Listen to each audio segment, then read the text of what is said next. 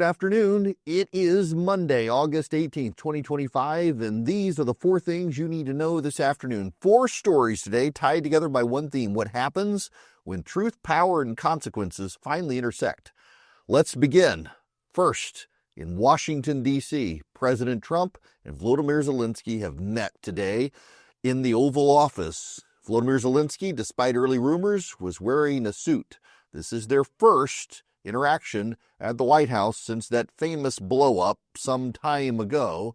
According to press readouts and audio from the meeting, President Zelensky pressed President Trump to commit to Ukrainian sovereignty without conditions and to push Vladimir Putin, to push him harder.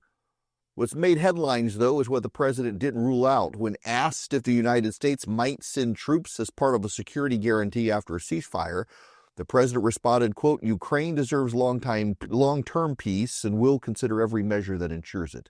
He did not rule out U.S. forces, a deliberate message to Moscow that the president still holds the cards. This stands in stark contrast to the strategic caution of prior years under Joe Biden, signaling not just a willingness to expand deterrence, but a growing confidence that Kyiv might actually be able to engage in post-war stabilization if peace can be secured on acceptable terms. Critics say this opens the door to another forever war, but the immediate message to Russia is clear. The United States has options, and those options are widening, not shrinking.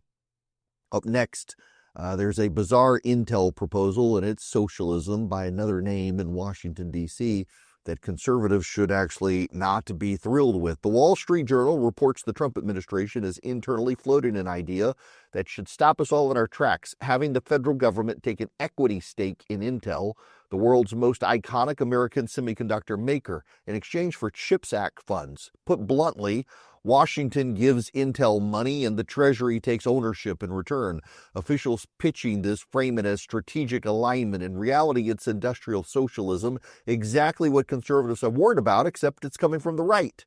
Even if this is a trial balloon floated to test markets and lawmakers, the signal it sends is terrible. That accepting federal dollars now means ceding a slice of companies to the government in exchange for the funds. It's why companies shouldn't take corporate welfare, by the way. Free enterprise demands on risk, profit, and independence, not turning American corporations into public-private hybrids run by political whims. The smart path is still limited government. Cut red tape, protect intellectual property, unleash private capital, keep Uncle Sam out of corporate boardrooms. Next up, Dominion voting systems and Newsmax have reached a settlement just before the defamation case was set to go to voir dire for a jury in Delaware. Dominion argued Newsmax knowingly aired false claims that its voting machines helped steal the 2020 election from Donald Trump. Newsmax had claimed it was merely reporting on allegations from public officials and lawyers, but just as voir dire was about to begin, both sides struck a confidential deal to avoid trial, bringing yet another high-profile stolen election defamation case to a close. It looks like the settlement will be on order of about $67 million. What matters now is precedent. Free speech protects opinions and political advocacy. It does not protect intentional lies that damage private citizens or companies and undermines public trust. If those on the right are serious about truth and integrity, then accountability can only apply to the other side. Settlements aren't admissions, but they are expensive signals that reckless falsehoods have consequences.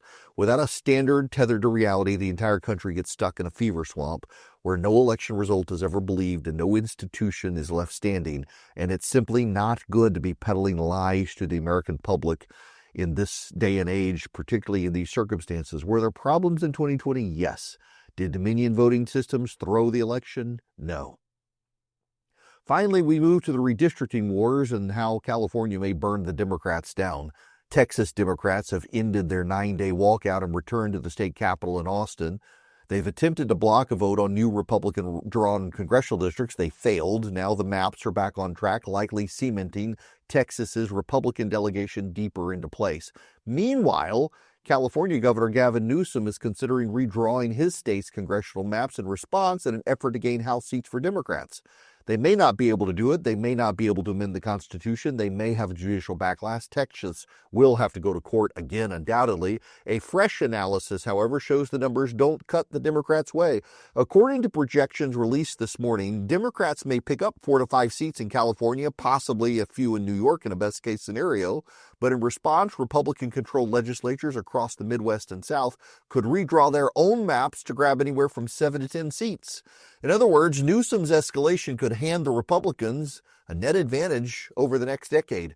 Redistricting has always been partisan. It's deeply cynical. It's completely legal. The question isn't who draws the lines, it's who gets ahead in the knife fight.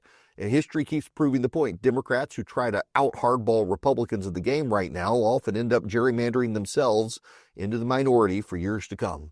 These are the 4 stories: a Zelensky-Trump meeting that lays down markers Moscow can't ignore, a dangerous CHIPS Act proposal that would turn capitalism into corporate socialism, a defamation settlement that reminds the right truth matters, and a redistricting strategy that could backfire so hard it hands Republicans long-term power.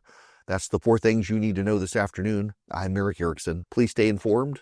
Please stay engaged. As always, please keep the faith.